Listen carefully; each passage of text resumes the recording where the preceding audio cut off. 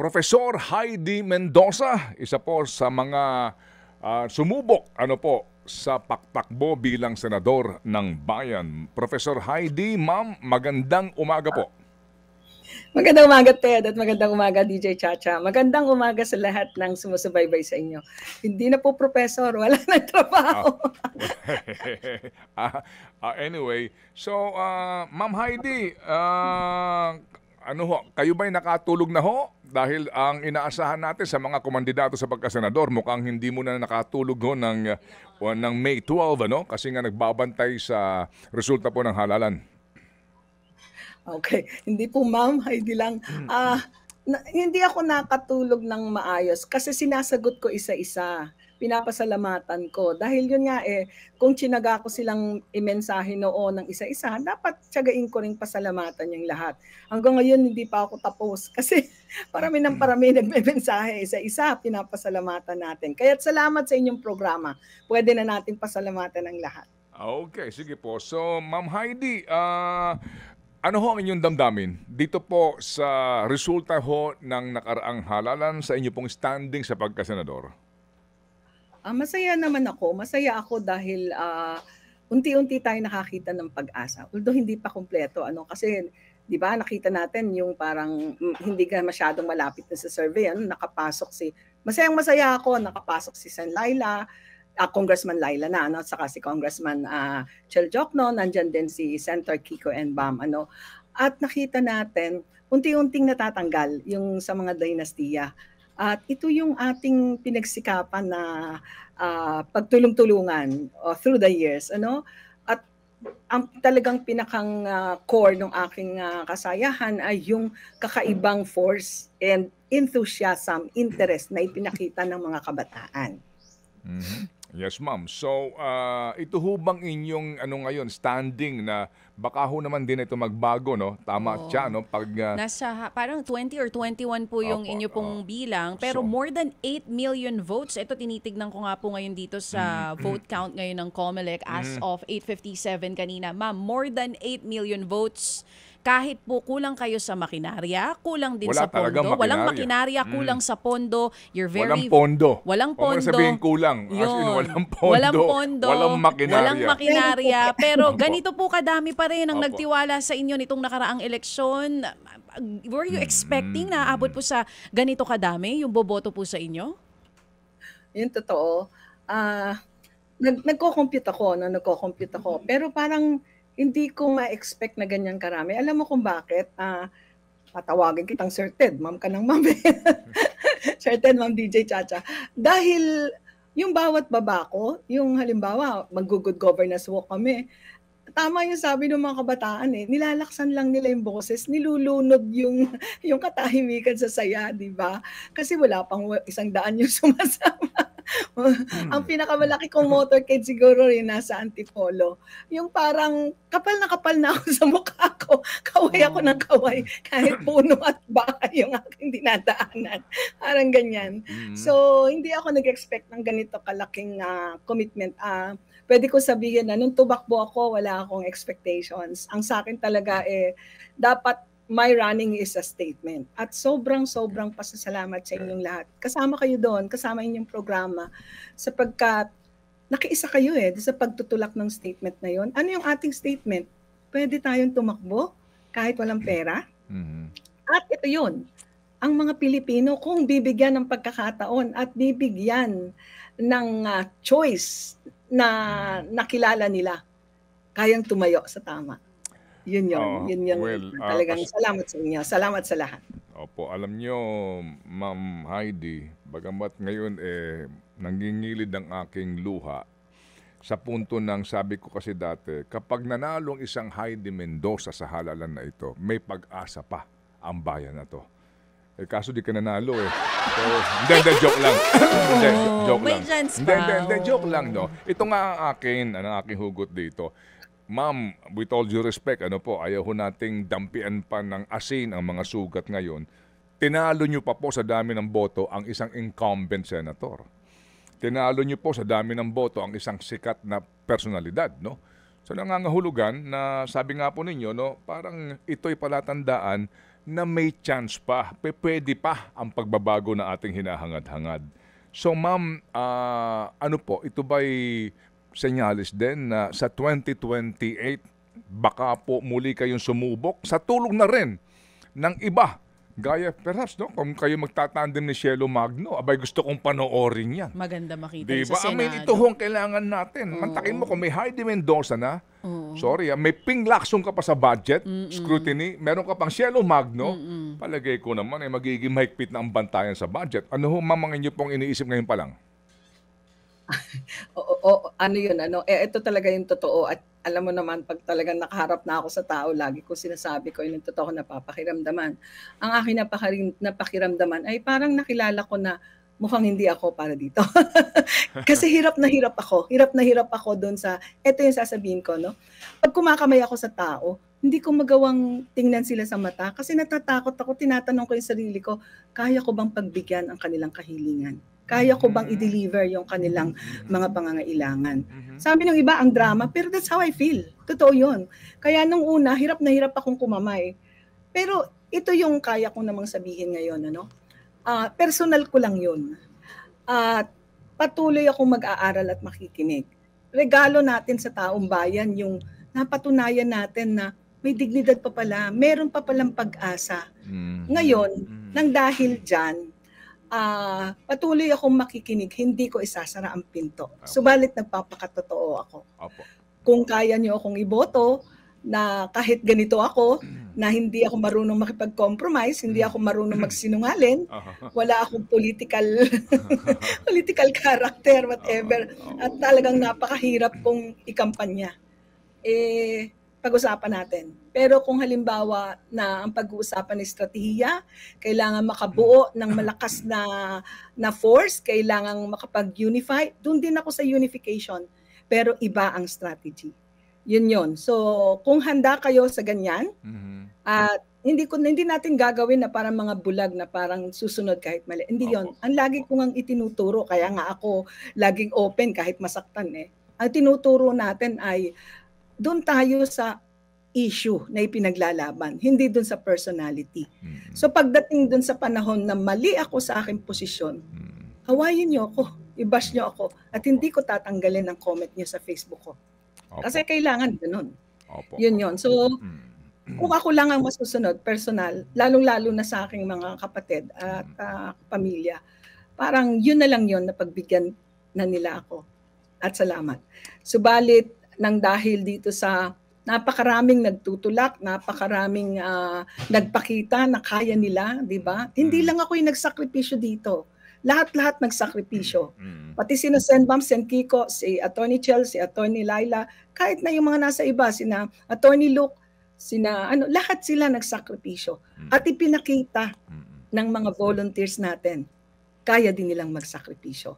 So ang puntos ko, mas magsasakripisyo kayo kapag pinatakbo niyo ako. Kung handa kayo dyan, pag-isipan natin. Pero bigyan niyo ako ng panahon na pag-aralan. Hindi ako handa ngayon. Opo. Kasi ang tanong ko nga sa tulad ni Ma'am Heidi, kung maalala po ninyo ma'am, are you running to win? No? Kasi definitely, iba ho din yung talagang, if you run to win, naandun na rin yung will, no? Na yung lakas ng loob lang, tibay ng damdamin, kahit na walang resources, yung sa sipag na kakailanganin, pwede ho naman mangyari yan. It's possible po kung magtutulong-tulong ang marami pong tao, maraming grupo, para po sa katatagumpay, hindi lamang sa inyo personally, kung hindi, yung message, no, and the advocacy na pwede po tayong manalo sa gantong uri ng laban na hindi patas ang laban, ma'am, pero magiging patas dahil magkakaisa ang marami. Sir Ted, ito yun alam ko, naramdaman mo to, no? Parang ganito yun Kailangan manalo kasi tumakbo ka. Ang tanong ko ngayon, to what extent I am willing to compromise? To what extent I am willing to let go of what I firmly believe in? Para sa strategy tinatawag at para manalo. Kasi marami nagsasabi, kailangan manalo ka muna, saka ka magpakatotoo, saka ka magpano. nahirapan ako doon eh. Kasi yung background ko Yes, kakaiba ma'am. dyan. Yes, Diba? ma'am. Wala Yes, akong ma'am. panghuhusga. Yes, Pero ma'am. yun, nagpapakatotoo ako. Ito, Yes, ma'am. alam ko naramdaman mo yan. Oo, hindi dapat talaga walang compromise, no? Kung yung gusto mong pangalagaan ang iyong integridad, no? Talagang no compromise. Kasi diyan mo rin makikita, ma'am, kung yung bang supporter mo tumutulong sa iyo ay may hinihinging kapalit. Doon na lang, Opo. doon na lang sa puntong yun eh. 'Di ba? Walang kompromiso. Kasi nga kung simula pa lang may kompromiso ka na, ano pa magiging resulta, 'di ba? Kapag nahalal ka. So tama 'yan. Ako, ma'am, I salute you diyan sa inyong mong prinsipyong 'yan na no compromise. Oo, kasi yan nga po, pinagdaanan din po ng inyong lingkod 'yan sa isang pagkakataon, no? Napakahirap pero kakayanin naman eh. Kakayanin po lamang kung magtutulong-tulong ang marami sa isang adhikain, hindi dahil sa kung ano man pong mga usapan, ano po. Pero yun nga, ito hong inyong experience ngayon, opo, sana nga po ay maging isa sa mga pagkakataon para kayo magmuni-muni to again, ano, kung sakasakali po, muli pong sumubok sa laban na ito. Professor Ma'am Heidi. Sir Ted, hindi ko matawag na Ma'am DJ, ang bata-bata mo. Si Sir Ted naman mas bata sa akin, pero out of respect, ano. Ito naman yung aking itataya, ano. Tumakbo man ako, hindi. Patuloy kong gagawin yung ating ginagawa. At alam mo yun, Ted, di ba? Kung kailangan akong interviewin, magpapa-interview. Kung kailangan marinig yung boses, magsasalita kahit na binubugbog tayo, kahit na binabash tayo. At ito yung gusto kong ihain sa lahat. Yung kabataan natin, napakalaki ng ipinakita nila ngayon. Sa mga nanalo, huwag niyong sayangin ang lahat ng ipinakita ng kabataan natin. Diyan ako tututok kahit hindi ako tumakbo. Maghahanap ako ng paano natin mas mapapakinggan sila. At ito yon. Ngayon pa lang binubuksan na natin yung consultation. Binubuksan ko ang aking pakikinig, ang aking pag-unawa sa mga sektor na hindi ko gaano natutukan. Ito yung panahon para mag-usap-usap tayo para sa mga LGBTQ na hindi ko nga masyadong napakinggan. Ito rin yung panahon ng pag-aralan natin ng gusto, paano ba yung tunay na pagsuporta sa ating OFW? At syempre ang ating senior citizen at ang ating mga nasa gobyerno, di ba? Sabi ko, ginawa ko talagang napakahirap ng pagtakbo. Pinanindigan ko yan. Alam niyo po kung bakit? Para bigyan natin ng dangal yung mga naghihirap sa tao sa paglilingkod sa gobyerno, nananatiling trabaho lang kahit na minsan nadadamay sa politika, kahit na minsan hindi na po promote. Yun, ano? Kailangan maging mahirap itong pagtakbo natin para hindi natin makalimutan. Para sa tuwing itatanong natin, kailangan pa ba natin gawin ito? Isa lang yung sagot, pinaghirapan natin eh. So wag nating isuko. Yun yung mensahe natin sa lahat. At sana lang, ang akin lang talagang space muna ng kaunti. Huwag muna niyo akong pagdesisyonin. Parang, hindi ako nagdadrama. Hindi talaga. Siguro mahirap. At sabi ko nga rin, 3 taon yan, ano? Itutuloy naman natin yung ating sinisimulang consultation with the youth, consultation with the most vulnerable sectors, kasama yung future folks, mga magsasaka. Pero this time, hindi yung tipong parang nakikinig ka kasi gusto mo kang iboto ka. Yes, ma'am. Yes, ma'am. Nakikinig ka dahil gusto mo talaga silang hanapan ng solusyon. At gusto mo ding mag-reach out sa kabila. Dahil sa atin, parang andali nating magsara. DDS yan, BBM yan. Pero, Ted, gulat na gulat ako. Nasa Cebu ako, pinahiram ako ng sasakyan ng driver at nanggawa ng forum sa kanilang bahay. Until after nung magsalita, umamin, DDS pala siya. Pulang-pula ako para ako lilitsunin. Tapos dun siya nagkaroon ng na-convert daw siya, nakita niya na talagang pwede tayo magsama-sama sa issue. And then yun din kinuwento ko kagabi, yung sa Cavite, may isang mayor na BBM. Sabi sa BBM ako at alam mo kung ano ang namin. Pero, just to let you know, ako'y nagbibigay ng pang-merienda at pangalis-uhaw ng volunteer mo. Kasi ayaw ko silang ma-frustrate. Kasi gusto ka nilang nasa Senado. And then pagtalikod ko, sabi niya, Ma'am, pwede bang bigay mo sa akin yung digital file mo? Kasi magpapaprint din ako. gusto kong umiyak dito eh. Mm. Mali tayo kung binabrand nating DDS yan, BBM yan. Mm. Hindi pwedeng ipagmalaki na andito pa rin kami, pink kami. Kung hanggang yan ang setup ng ating isipan, hindi talaga ako tatakbo. Hindi rin ako susuko ng mga prinsipyo. Mananatili akong open na nagko-consult at iniririsk ko yung sarili ko. Totoo yon dahil sinasabi na namamangka ako. Iba ang namamangka.